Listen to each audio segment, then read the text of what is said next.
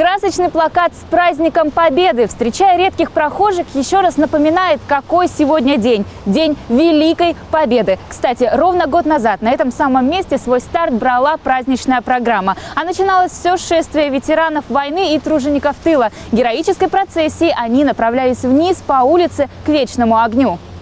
Здесь совместно с представителями власти и обычными горожанами они возлагали цветы и принимали участие в памятном митинге. Сегодня из-за пандемии коронавируса нет ни митинга, ни процессии ветеранов. Однако цветы возле Вечного огня продолжают лежать. Соблюдая меры безопасности, горожане не перестают класть их у подножия памятника. Этот все равно остается праздником, и он всегда будет праздником. И ничего это не меняет. И мы все-таки нашли возможность пойти все-таки за цветами и положить. Ничего не сделаешь. Времена у нас такие тяжелые. Мы выкроили время, все равно пришли почтить память. Главное, что мы помним. Самое главное – помнить то, что у нас есть. Если мы не будем помнить историю, естественно, у нас не будет будущего.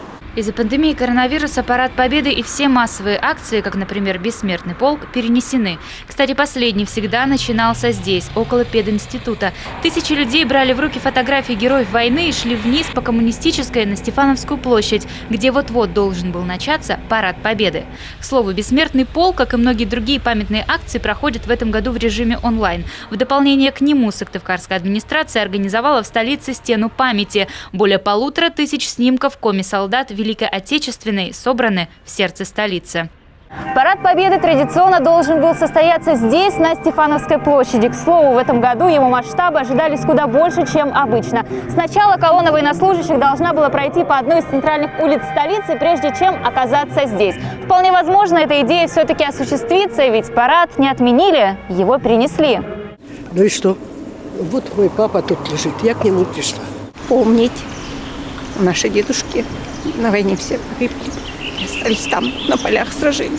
Детей всегда своих учу, заставляю смотреть военные фильмы, чтобы они понимали, что это такое, что это за праздник, чтобы с поколениями не уходило это все. После Парада Победы по городу всегда гремели концерты и патриотические акции. Сегодня все это переместилось на ТВ и в интернет. Однако атмосфера праздника со слезами на глазах в городе осталась. Многочисленные баннеры с символикой юбилея Победы, георгиевские ленты на груди прохожих, а еще народное творчество, украшенные патриотическими знаками здания столицы. И даже несмотря на самоизоляцию, в этот день мы едины. Символы Победы объединили наши чувства, мысли и, главное, воспоминания. К сожалению, праздничный салют сегодня тоже не состоится, но в наших силах сделать его самим. Ближе к вечеру подходите к окну, зажигайте фонарики на телефоне и вспоминайте героев Великой Отечественной войны. Ведь если бы не они, не было бы и нас. Евгения Кладкевич, Павел Люлянмин, телеканал Юрган, Сыктывкар.